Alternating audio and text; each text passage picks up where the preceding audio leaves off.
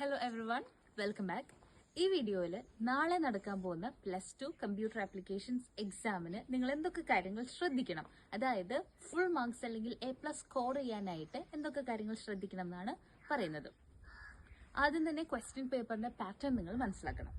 അതായത് നിങ്ങൾക്ക് ഫസ്റ്റ് ചോദിക്കാൻ പോകുന്നത് 1 മാർക്കിന്റെ 5 ക്വസ്റ്റ്യൻസ്, സെക്കൻഡ് ചോദിക്കാൻ പോകുന്നത് 2 മാർക്സിന്റെ 9 ക്വസ്റ്റ്യൻസ്, തേർഡ് ചോദിക്കുന്നത് 3 മാർക്സിന്റെ 9 ക്വസ്റ്റ്യൻസ്, ലാസ്റ്റ് ചോദിക്കുന്നത് 5 മാർക്സിന്റെ 2 ക്വസ്റ്റ്യൻസ്. കണ്ടോ?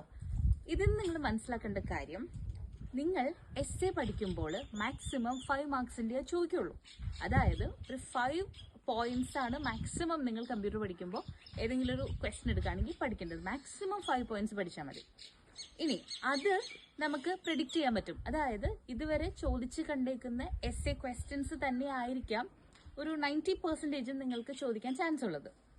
അപ്പോൾ ആ ക്വസ്റ്റ്യൻസ് മാത്രം സെലക്ട് ചെയ്തിട്ട് നിങ്ങൾ 5 പോയിന്റ്സ് അല്ലെങ്കിൽ 5 മാർക്സിന് വേണ്ടി പഠിച്ചാൽ മതിയോ. ഓക്കെ, അപ്പോൾ ബാക്കിയെല്ലാനും നിങ്ങൾ ജസ്റ്റ് 3 പോയിന്റ്സ് വരെ മിനിമം അല്ല മാക്സിമം പഠിച്ചാൽ മതി. അതായത് ഇപ്പോൾ ഡിഫറൻസസ് ഒക്കെ ചോദിക്കുമല്ലോ, അത് നിങ്ങൾ മാക്സിമം 3 പോയിന്റ്സ് ഡിഫറൻസസ് പഠിച്ചാൽ മതിയാവും. 1 മാർക്കിന്റെ ക്വസ്റ്റ്യന് 1 സെന്റൻസ് എഴുതിയാൽ മതി. 2 സെന്റൻസസും 3 സെന്റൻസസും ഒക്കെ എഴുതിയാലും 1 മാർക്കാണ് കിട്ടുള്ളൂ. അപ്പോൾ 1 മാർക്കിന് നിങ്ങൾ 1 സെന്റൻസ് പഠിക്കുക. കുറേ ഡെഫിനിഷൻസും എക്സ്പ്ലനേഷൻസും ഒക്കെ ചോദിച്ചുള്ള ക്വസ്റ്റ്യൻസ് ഉണ്ടാവാറുണ്ട്.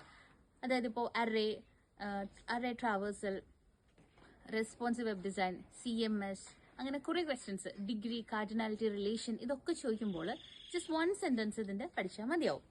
ഇനി നമുക്ക് 2 മാർക്സിന്റെ ഇതേപോലെ തന്നെ 2 സെന്റൻസസ് ആണ് മാക്സിമം എഴുതേണ്ടത്. അതിൽ കൂടുതൽ എഴുതിയിട്ട് കാര്യമില്ല.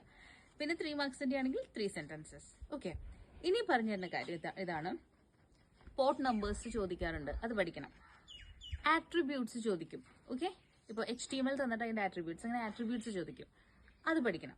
ഡിഫറൻസസ് ഏതൊക്കെയാണ് എപ്പോഴും കാണാറുള്ള ഡിഫറൻസസിന്റെ ക്വസ്റ്റ്യൻ വന്നതെന്ന് വെച്ചാൽ അത് ഞാൻ ഒരു വീഡിയോ ചെയ്യാം, അത് പഠിക്കാം. മാക്സിമം 3 പോയിന്റ്സ് പഠിച്ചാൽ മതി. പിന്നെ നോക്കേണ്ടത് ഫുൾ ഫോംസ് പഠിക്കണം. എൻ്റെ ഒരു വീഡിയോ ഓൾറെഡി ഞാൻ അപ്ലോഡ് ചെയ്തിട്ടുണ്ട്. പിന്നെ ലൂപ്സിന്റെ അതേപോലത്തെ കാര്യങ്ങളിലേക്ക് സിൻടാക്സ് പഠിക്കണം. സിൻടാക്സ് ഭയങ്കര ഇമ്പോർട്ടൻ്റ് ആണ്. പിന്നെ നോക്കേണ്ടത് മെറിറ്റ്സ്. ഓക്കെ, മൊഡ്യൂലർ പ്രോഗ്രാമിംഗ്, DBMS, ഇതിന്റെയൊക്കെ മെറിറ്റ്സ് പഠിക്കണം. പിന്നെ എല്ലാത്തിന്റെയും എക്സാമ്പിൾസ് പഠിക്കാം. ഓക്കെ, ഏതൊരു ക്വസ്റ്റ്യൻ ചോദിച്ചാലും അതിന്റെ എക്സാമ്പിൾ നിങ്ങൾ എഴുതുകയാണെങ്കിൽ നല്ലൊരു ഇംപ്രഷൻ ആൻസർ നോക്കുന്ന ടീച്ചറിന് ഉണ്ടാവും. ഓക്കെ, പിന്നെ ചെയ്യേണ്ട കാര്യം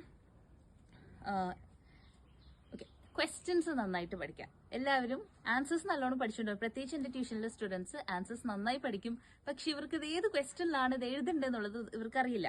അപ്പൊ നിങ്ങൾ ചെയ്യേണ്ട കാര്യം ക്വസ്റ്റ്യൻ പഠിക്കുക, ക്വസ്റ്റ്യൻ നന്നായി പഠിക്കുക, എന്നിട്ട് അതിന്റെ ആൻസർ പഠിക്കുക. അത് കഴിഞ്ഞിട്ട് വീട്ടിൽ ആരോടെങ്കിലും ഈ പഠിച്ച ക്വസ്റ്റ്യൻസ് ഒന്ന് നിങ്ങളോട് ചോദിക്കാൻ പറയാം.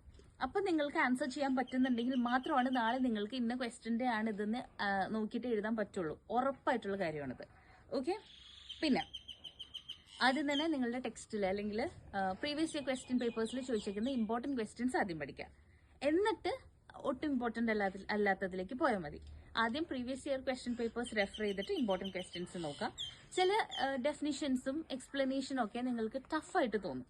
അത് നിങ്ങൾ ഗൂഗിളിൽ നോക്കിയിട്ട് സിംപ്ലിഫൈ ചെയ്ത് പഠിക്കുക. ChatGPTയിലോ അല്ലെങ്കിൽ മെറ്റയിലോ യൂസ് ചെയ്തിട്ട് നിങ്ങൾ സിംപ്ലിഫൈ ചെയ്ത് പഠിക്കുക. ഇമ്പോർട്ടന്റ് ക്വസ്റ്റ്യൻസ് ഒന്നും തന്നെ നിങ്ങൾ സ്കിപ്പ് ചെയ്യാൻ പാടില്ല.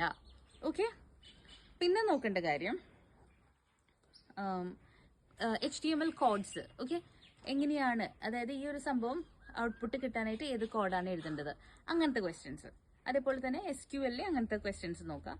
ഓക്കെ, സോ ഇതൊക്കെയാണ് മെയിൻ ആയിട്ട് നാളത്തെ എക്സാമിന് നിങ്ങൾ പോകുമ്പോൾ ശ്രദ്ധിക്കേണ്ട കാര്യങ്ങൾ. ഓക്കെ, അപ്പം നിങ്ങൾക്ക് ഈ ഒരു വീഡിയോ യൂസ്ഫുൾ ആണെന്ന് വിചാരിക്കുന്നു. ഇത് നിങ്ങളുടെ ഫ്രണ്ട്സിനും ഷെയർ ചെയ്ത് കൊടുക്കുക. Okay, thank you for watching.